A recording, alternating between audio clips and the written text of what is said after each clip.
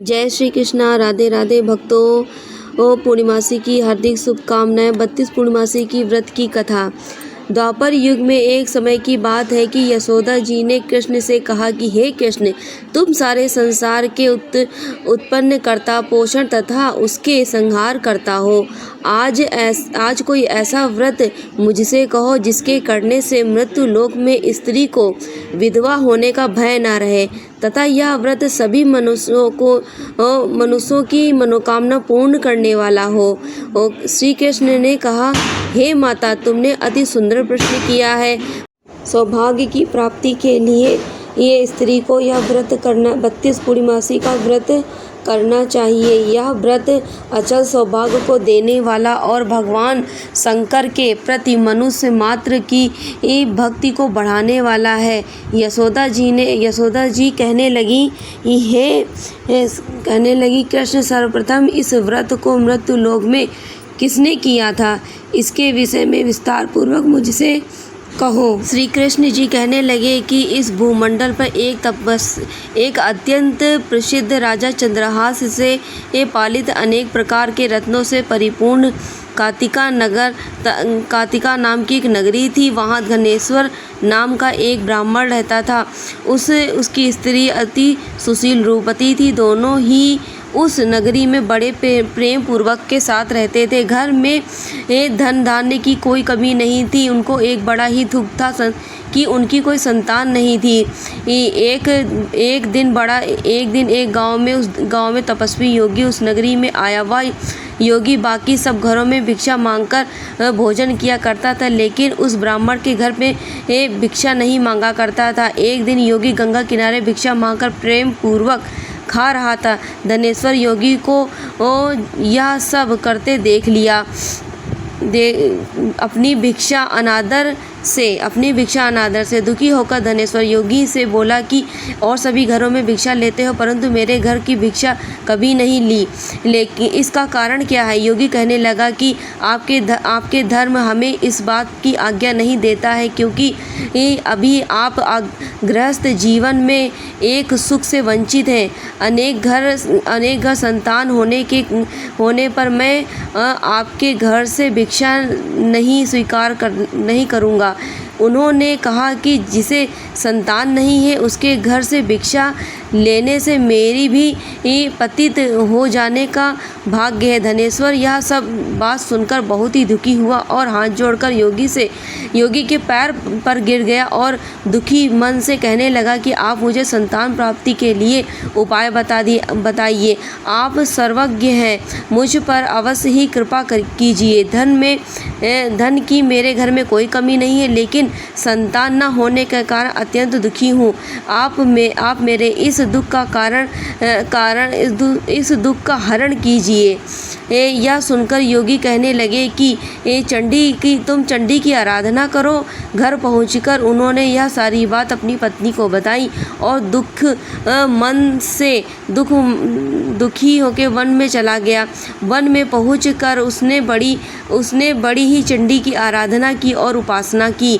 चंडी के 16 दिन उसको सपने में दर्शन दिए और कहा कि धनेश्वर, जा, तेरे पुत्र होगा, क्यों, लेकिन उसकी आयु शीघ्र ही 16 वर्ष होगी। 16 वर्ष की आयु में उसकी मृत्यु हो जाएगी। अगर तुम दोनों स्त्री और पुरुष 32 पूर्णिमासियों का व्रत करोगे तो यह दीर्घ आयु हो जाएगा। जितनी तुम्हारा सामर्थ्य हो तुम उतने में ही दिया जलाकर शिव शंकर की पूजा करना, लेकिन पूर्णमासी 32 ही होनी चाहिए। सुबह होते ही तुम इस स्थान के पास एक आम का पेड़ दिखाई देगा। उस पर चढ़कर एक फल तोड़कर अपने घर ले आना। अपनी स्त्री को इस बारे में बताना। सुबह स्नान होने के बाद यह स्वच्छ होकर शंकर जी का ध्यान करके फल को खा लेना है। तब शंकर भगवान की कृपा से उसको एक गर्भ हो जाएगा। तब ब्राह्मण सुबह उठा तो उसने स्थान पर एक पेड़ दिखाई दिया। वह उस फल को तोड़ने चढ़ा तो वह पेड़ से चढ़ नहीं पा रहा था।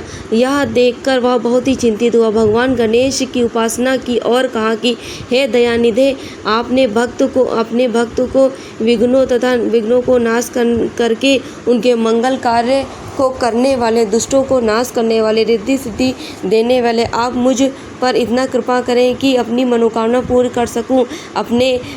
इसके बाद एक पेड़ पर वह फल तोड़कर अपनी पत्नी के पास पहुंचा। उसकी पत्नी ने अपने पति के कहे अनुसार इस फल को खा लिया और वह गर्भवती हो गई। देवी की कृपा से उसे बहुत ही सुंदर पुत्र पैदा हुआ। उसका नाम उन्होंने देवीदास रखा। माता पिता हर्ष और शोक के साथ वह बहुत ही बड़ा होने लगा। भगवान की कृपा से वह बालक बहुत ही सुंदर और सुशील, पढ़ाई लिखाई में बहुत ही निपुण था।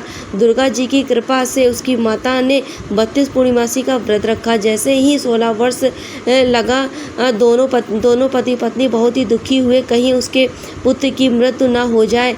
उन्होंने सोचा कि अगर उसके सामने यह हो जाएगा तो मैं कैसे देख पाऊंगी।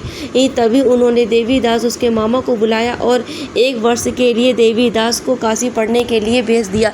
1 वर्ष के बाद उसे वापस ले आने को कहा। देवीदास अपने माता के साथ एक घोड़े पर सवार होकर चल दिया। उसके मामा को यह बात पता नहीं थी। दोनों पति पत्नी 32 पूर्णिमासी का व्रत पूरा किया। दूसरी तरफ मामा और भांजा दोनों रात गुजारने के लिए एक रास्ते में एक गांव में रुके। उस दिन एक गांव में एक ब्राह्मण कन्या का विवाह हो रहा था।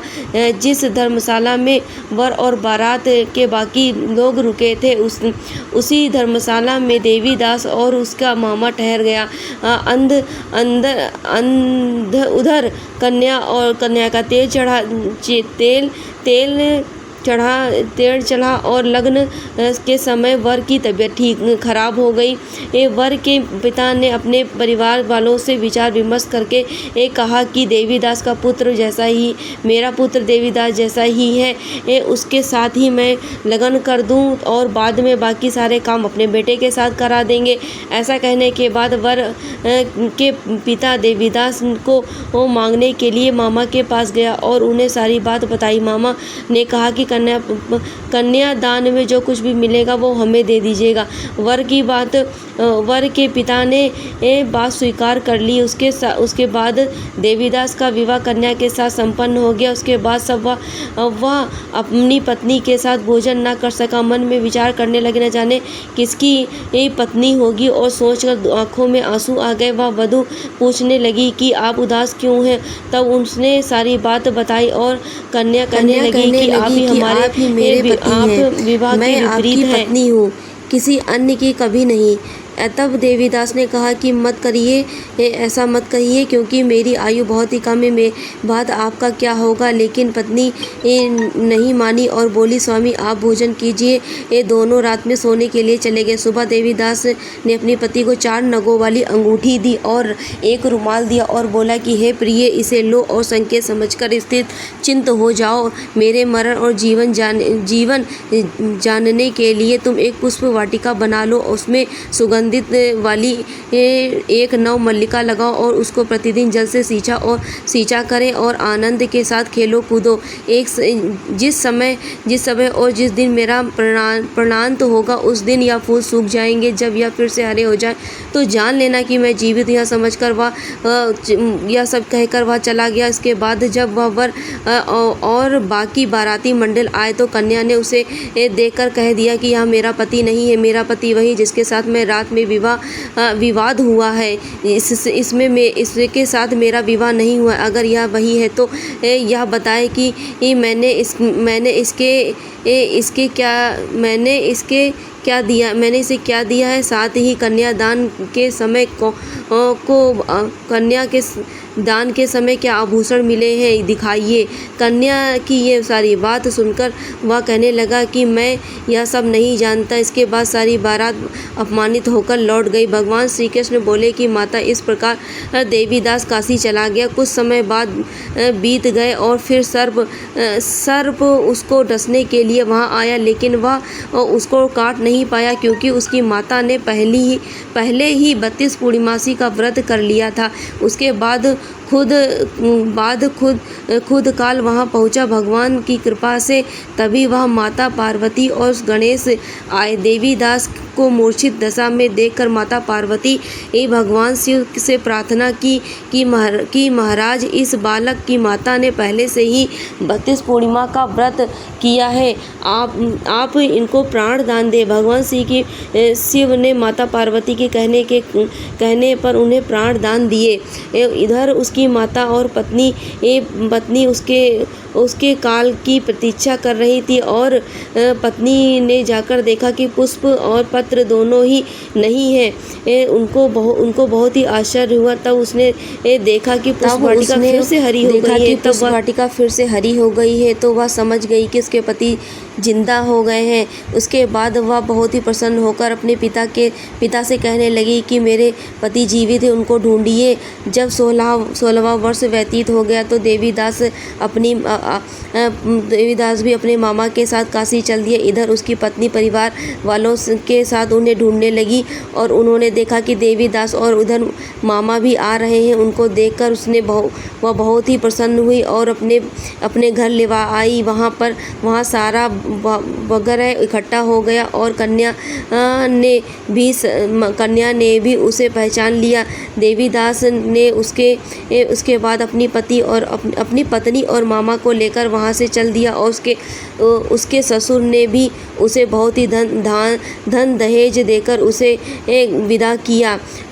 उसके माता पिता को लोगों ने खबर दी कि उसका पुत्र देवीदास अपनी पत्नी और मामा के साथ आ रहा है। ऐसा समाचार सुनकर पहले तो उन्हें विश्वास नहीं हुआ, लेकिन जब देवीदास आया और उसने अपने माता पिता के पैर छुए और देवीदास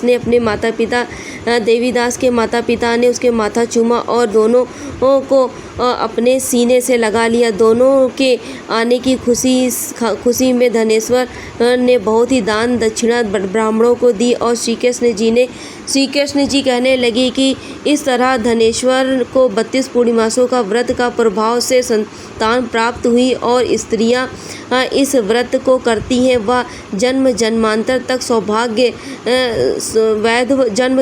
वैधव का दुख नहीं भोगती वह और सदैव सौभाग्यवती रहती। यह मेरा वचन है। यह व्रत संतान देने वाली और मनोकामना पूर्ण करने वाली है।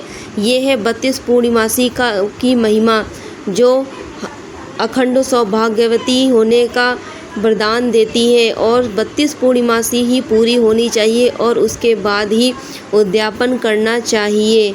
जय श्री कृष्णा, राधे राधे। श्री हरिदास चैनल को सब्सक्राइब जरूर करिएगा भक्तों।